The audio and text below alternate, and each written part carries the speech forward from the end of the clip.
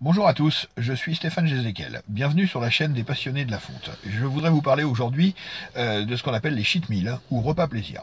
Ces cheat meals sont faits pour faire face à la difficulté que nous impose un régime de culturistes ou de pratiquants de musculation simplement.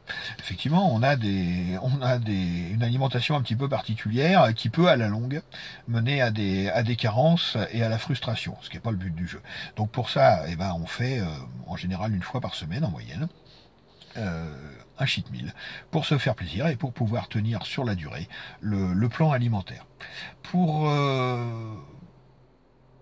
pour faire un cheat meal intelligent, il y a quand même quelques règles. Alors rassurez-vous, il n'y en a pas trop, hein, vous allez bien vous faire plaisir, mais il y a quand même quelque chose qu'il ne faut pas faire, et il y a des choses qu'il faut privilégier quand on fait un cheat meal. On voit sur Internet des choses pas possibles, des gros de 120 kilos qui ingèrent 15 000 calories au cours d'une journée ou 5 000 calories au cours d'un repas au nom d'un cheat meal ou d'un cheat day. Faut bien savoir que ces vidéos, elles sont faites pour faire le buzz, elles sont pas faites pour vous apprendre des choses. C'est pas des vidéos éducatives.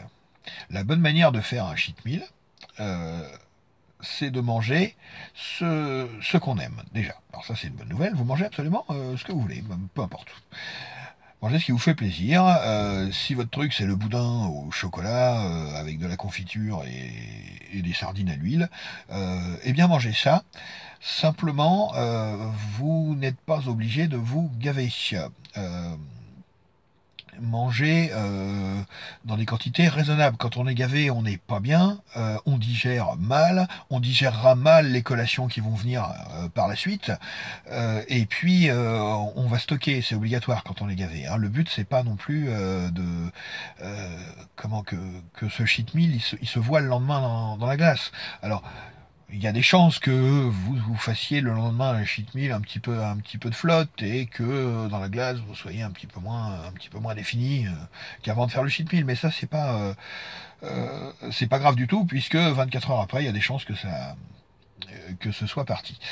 Euh, la première chose, hein, mangez ce que vous voulez, mais ce que vous voulez vous, ce qui vous fait plaisir à vous. Ne mangez pas ce qu'a mangé le gros de la vidéo sur Internet. Mangez, mangez en vous faisant plaisir et mangez raisonnablement. Hein. Voilà.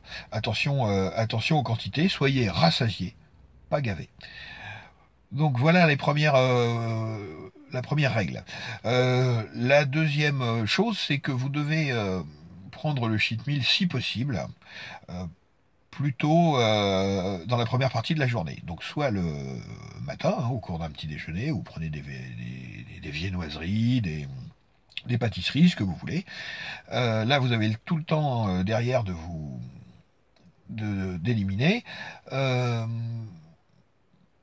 Vous pouvez faire un déjeuner plaisir. Il vous restera encore l'après-midi pour éviter de stocker, pour dépenser des calories. Et si on ne peut pas faire autrement, eh bien on le prend le soir, hein, ce cheat meal. Mais alors si vous le prenez le soir, essayez d'être, je dirais, doublement vigilant au niveau des calories, au niveau des quantités ingérées. Voilà. La, Alors le but, bien sûr, d'un bodybuilder, c'est pas de se désocialiser. Donc, si vous êtes invité un samedi soir chez des amis, profitez-en à ce moment-là pour faire votre cheat meal à ce moment-là. Voilà, ça peut être une solution pour ne pas faire un cheat meal un jour à midi et puis avoir à refaire un écart le lendemain parce que vous allez chez des amis. Voilà. Et puis vous n'allez pas aller chez vos amis avec un tupperware, en tout cas en période dans l'année, quoi. En période de compétition, c'est un petit peu différent, on n'a pas le choix. Mais là, dans l'année, il faut pas faire ça. Hein. Soyez sociable. Euh, n'hésitez pas à mixer cheat meal et vie sociale, ça vous facilitera la vie. Euh, une autre règle concernant le cheat meal, c'est que moi je le prends, euh, je préfère le prendre les jours où je ne m'entraîne pas. Et je vous recommande de faire de même, car lorsqu'on prend un cheat meal, eh ben, l'assimilation des nutriments et des repas qui vont venir après, des collations qui vont venir après, n'est pas le même que les jours où on ne fait pas d'écart. Donc par exemple, si vous prenez votre cheat meal au déjeuner, que vous prenez votre collation pré-entraînement 3 heures après, la collation pré-entraînement, bah, elle va pas passer pareil, elle va être mal, elle va certainement être pas très bien digérée, et puis vous l'aurez encore dans l'estomac quand vous vous entraînerez, enfin vous n'allez pas être bien. Donc moi j'évite. Je m'entraîne, les jours où je m'entraîne, pas de cheat meal. Voilà. Euh, à quelle période faire ces cheat meals? Alors ces cheat meals, on peut les faire n'importe quand. Il est même conseillé de les faire toute l'année quand on a une alimentation propre. Pour tenir cette alimentation, il faut la casser un petit peu avec des cheat meals. Moi, je ne fais pas de cheat meal en période de compétition.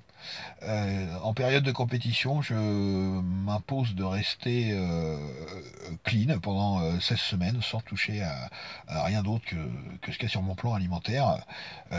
Maintenant, il y a des bodybuilders qui sont d'un meilleur niveau que moi et qui font des cheat meals en préparation de compétition et ça marche très bien. Donc à vous de juger et de voir ce qui vous réussit le mieux. Moi, mes cheat meals, je les fais dans l'année parce que j'ai décidé de maintenir un régime propre toute l'année et et de de pouvoir le tenir tout le temps où je ne fais pas de compétition.